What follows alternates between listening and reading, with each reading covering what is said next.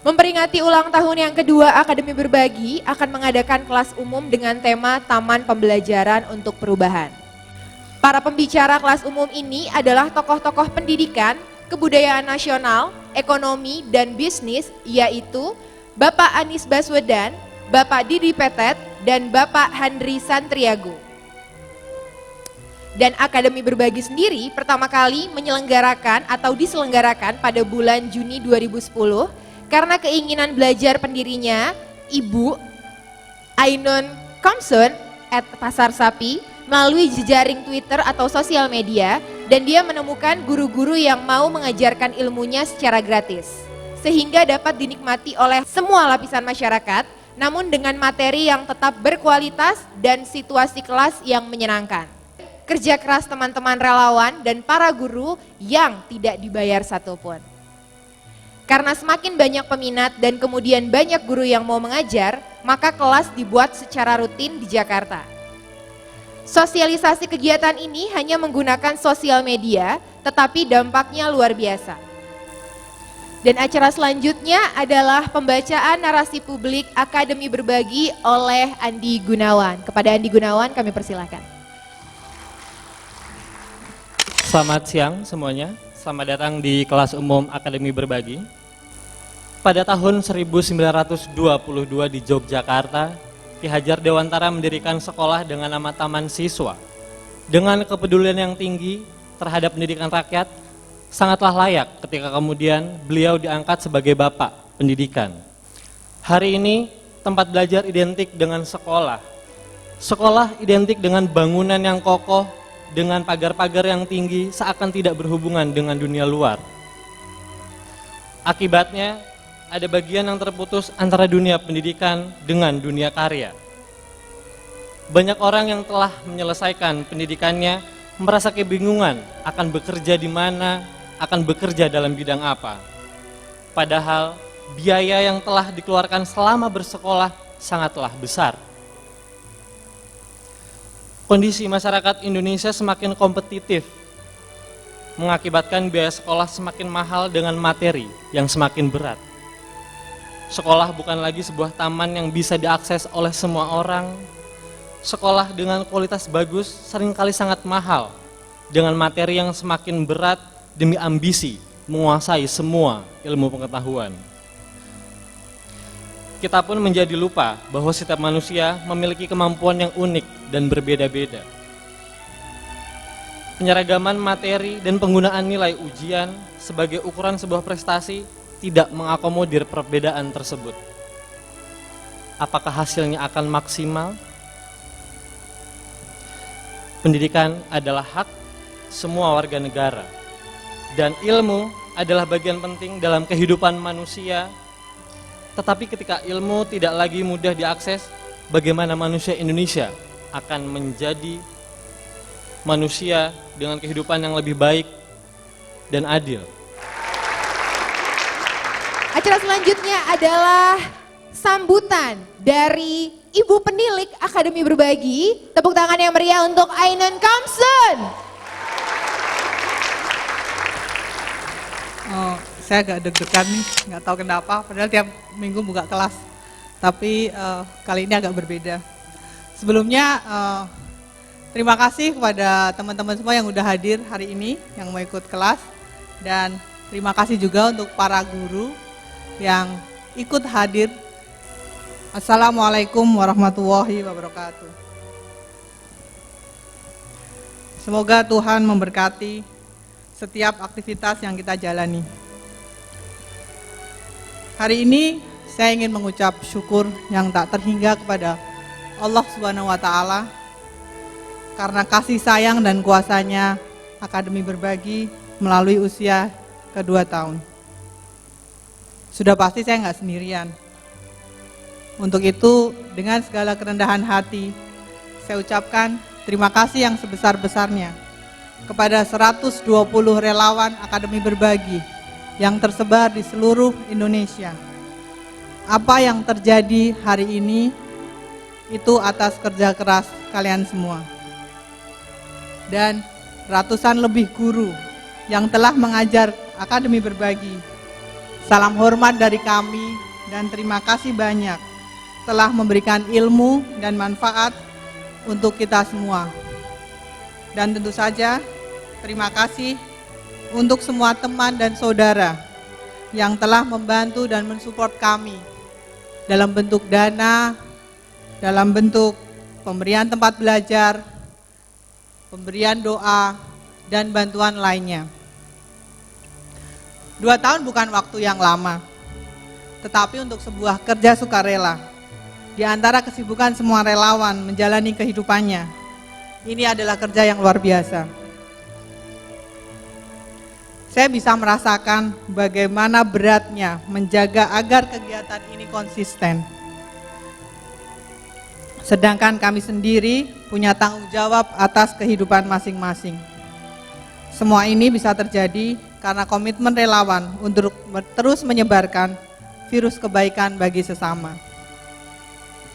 Komitmen dan konsistensi adalah PR besar negeri ini. Di Akademi Berbagi, kami belajar tentang 2 hal tersebut. Dengan semangat volunteerisme, kami belajar dan berbagi dengan mimpi. Suatu saat, Akademi Berbagi akan ada di seluruh pelosok negeri, menjadi tempat belajar dan berdiskusi secara sehat untuk memecahkan persoalan-persoalan di sekitarnya. Untuk itu, mari kita belajar dari para guru yang bukan hanya ilmu tetapi pengalaman di bidang tersebut. Kehormatan bagi kami hari ini ada 3 guru hebat yang berkenan berbagi di sini. Salam hormat untuk Mas Anies Baswedan, Kang Didi Petet, dan Pak Handri Santriago. Terima kasih banyak atas kesediaannya hari ini. Dan selamat belajar untuk teman-teman semuanya. Mari kita rendahkan hati, lepaskan semua atribut, dan buka pikiran untuk menyerap ilmu sebanyak-banyaknya dari mereka.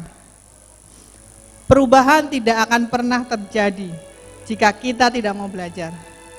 Dan mimpi hanyalah mimpi yang akan hilang di awang-awang jika tidak ada tindakan. Wassalamualaikum warahmatullahi wabarakatuh.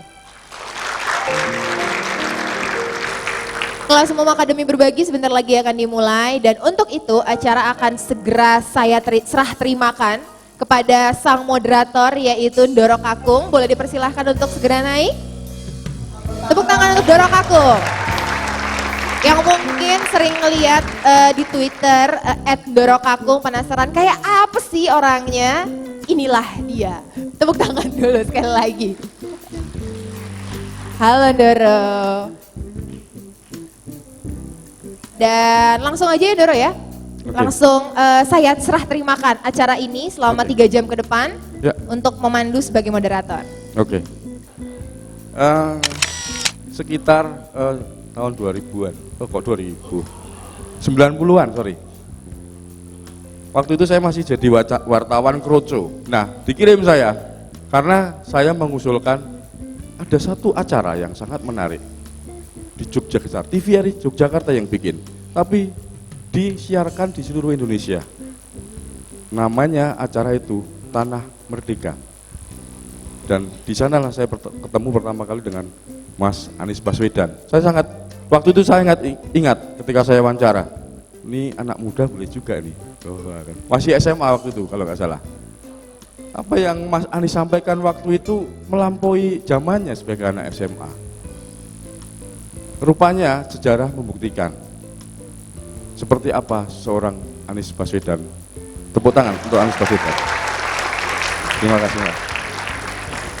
Oke teman-teman, saya nggak akan bicara panjang lebar karena bintang tamu kita, saya nggak akan ingin mencuri panggung dan lampu sorot ini dari Mas Anies. Saya serahkan ke Mas Anies yang siang ini akan sharing ke teman-teman sekalian tentang bagaimana pendidikan di Indonesia. Tugas saya siang hari ini bicara soal pendidikan. Sesuatu yang bisa dibilang semua orang peduli gitu. Sulit rasanya menemukan orang yang mengatakan pendidikan tidak penting. Sulit sekali. Hampir semua mengatakan pendidikan itu penting. Yang sering menjadi perdebatan adalah apakah perlu sekolah, apakah tidak sekolah. Apakah formal schooling atau homeschooling atau pendekatan-pendekatan. Tapi education hampir selalu orang mengatakan it's very important. Nah, yang saya ingin bahas di sini bukan soal pendidikannya. Karena disclaimer dulu dari awal, saya tidak dilatih ilmu pendidikan. Training saya adalah ilmu ekonomi, public policy, political economy, development, bukan pada pendidikan, ilmu pendidikannya. Tetapi saya ingin bahas justru pendidikan dari aspek lain yang kadang-kadang malah dalam pandangan kami ini yang sering terlewatkan. Pendidikan sebagai gerakan. Pendidikan bukan sebagai program.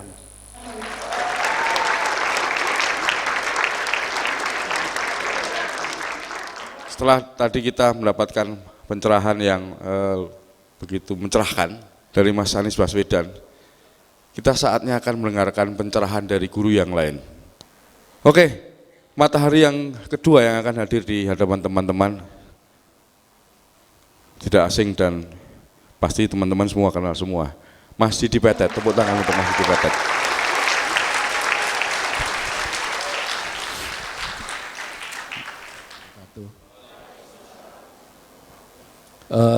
Saya sebetulnya pekerja seni aja, kebetulan mengajar, sebetulnya itu aja.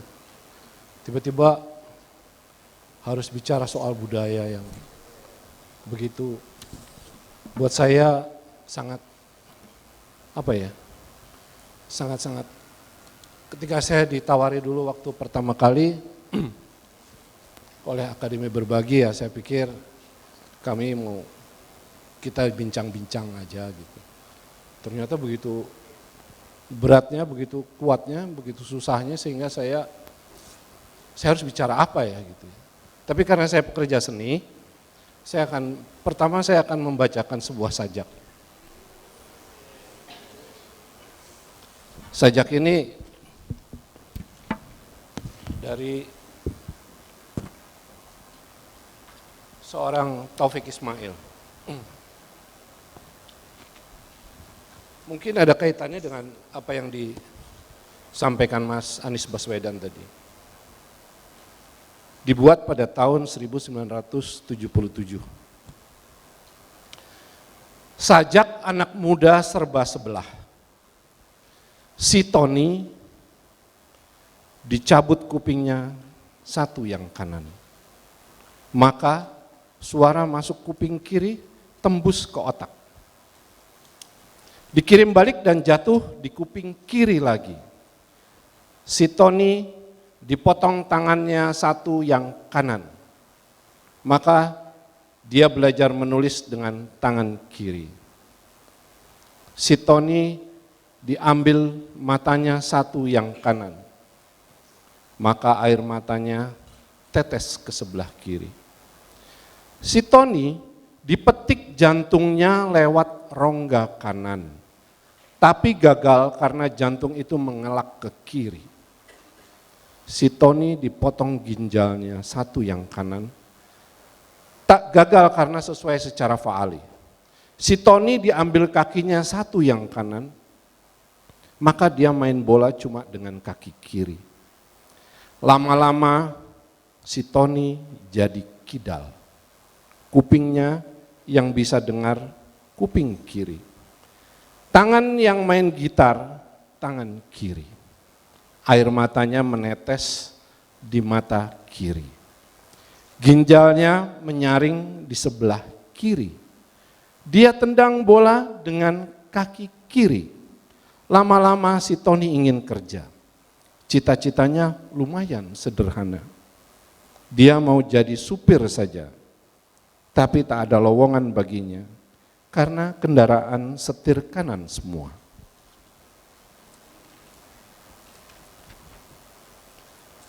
Hei, tunggu dulu. Tony ini anak saya kah? Atau anak saudara? Atau barangkali kemenakan kita? Keadaan ini memang aneh. Sore ini jam 4 tepat, dengarlah dia sedang mengocok gitarnya dengan cara-cara anak muda yang bergaya kidal. Dan itu bukan suara gerimis, bukan itu air matanya. Bukan, itu air matanya memukul-mukul lantai beranda. 1977, Taufik Ismail. Tepuk tangan dulu untuk Taufik Ismail.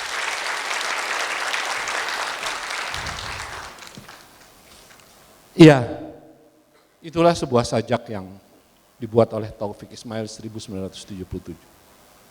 Apa yang bisa kita petik dari sebuah sajak yang menggambarkan pada tahun itu Taufik Ismail berpikir tentang keadaan negeri ini dengan cara melakukannya melalui sebuah kata-kata yang disusun secara indah dan membuatnya menjadi sebuah gerakan yang ternyata bisa sangat luar biasa sekali untuk kita. Kita melihat bahwa pada saat itu semuanya merasa serba sebelah. Zamannya waktu itu serba sebelah. Kita merasakan bahwa zaman itu kita ini semua hilang semuanya. Kita kehilangan sesuatu, kehilangan sebagian diri kita yang diambil oleh seseorang, entah siapa.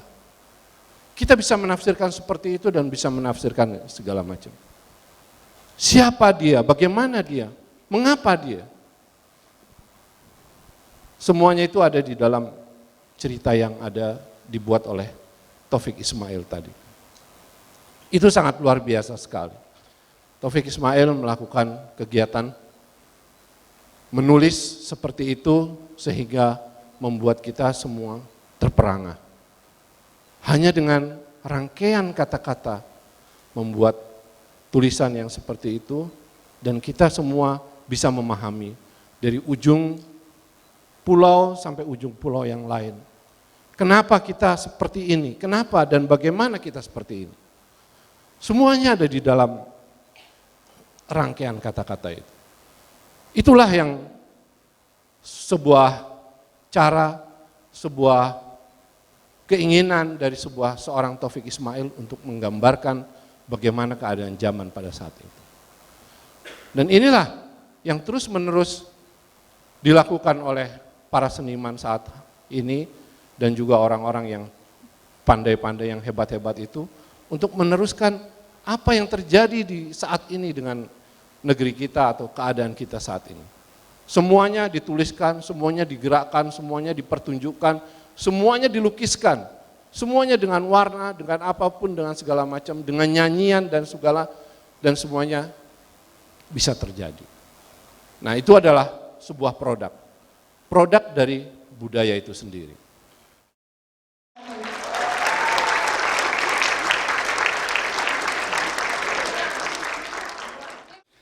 Teman-teman, kita masih satu punya matahari lagi, satu pembicara yang luar biasa.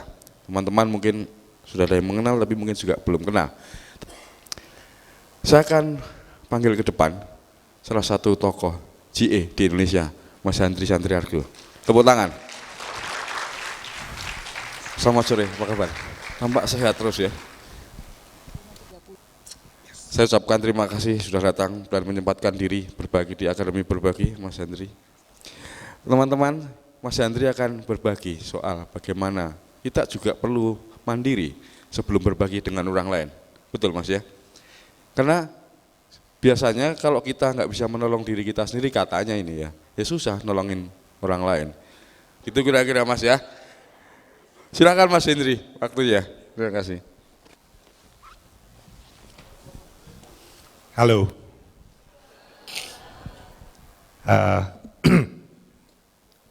Ini saat yang susah buat saya antara Mas Didi dan malam minggu. So here I am now. Tough time. Saya mungkin hanya ingin berbagi beberapa hal. Waktu emailnya dikirimkan ke saya diminta bercerita mengenai ekonomi dan bisnis dan sebagainya. At the end of the day, ketika kita bicara bisnis, ketika kita bicara ekonomi, mungkin kita harus sampai pada kesimpulan about pelaku dari ekonomi dan pelaku dari bisnis tersebut, which is the people.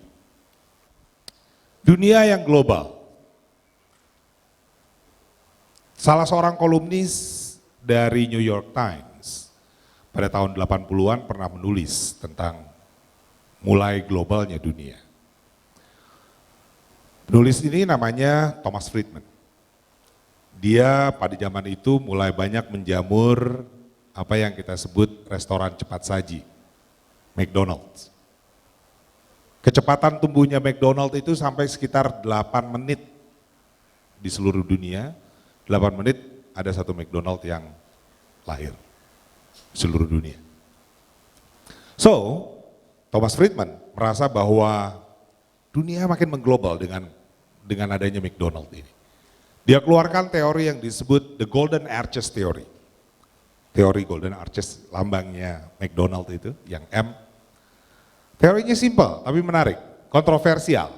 Dia bilang, di dua negara yang dua-duanya memiliki McDonald's, tidak akan pernah terjadi perang.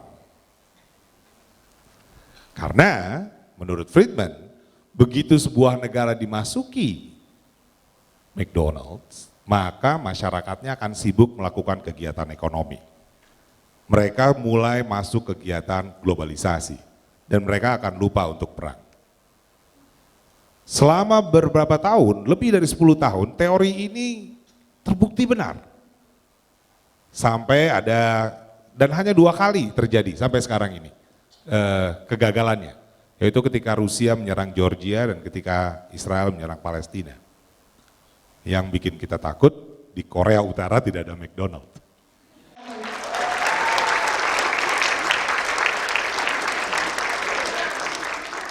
Dan terima kasih sekali buat para guru yang sudah mengisi di kelas umum Taman Pembelajaran untuk Perubahan. Terima kasih untuk Bapak Anies Baswedan, terima kasih untuk Mas Didi Petet, dan terima kasih untuk Mas Handri Santriargo. Wah, dan kita sudah sampai di penghujung acara kali ini, tapi sebelum itu adalah kita dari Akademi Berbagi dan juga teman-teman relawan semuanya di sini, anak buahnya dari ibu penilik Ibu Pasar Sapi ini, Ibu Ainun Komsun, dan harapan kami dan kami juga mohon doanya kepada para teman-teman yang sudah datang di kelas ini, harapannya adalah Akber akan menjadi virus yang menyebar dan diduplikasi di banyak tempat di seluruh Indonesia. Karena Akber itu bisa menjadi tempat untuk belajar dan berdiskusi secara sehat dan juga untuk memecahkan persoalan di sekitarnya, dan semangat volunteerisme itu semakin menyebar di Indonesia. Dan terakhir dari kami ingin menampilkan sebuah video yang dibuat oleh para relawan ini dari berbagai kota yang sudah tersebar di seluruh Indonesia, dan ini spesial sekali untuk ibu penilik kita, Ibu Ainun Komsun. Silahkan disimak, ini dari kami semuanya.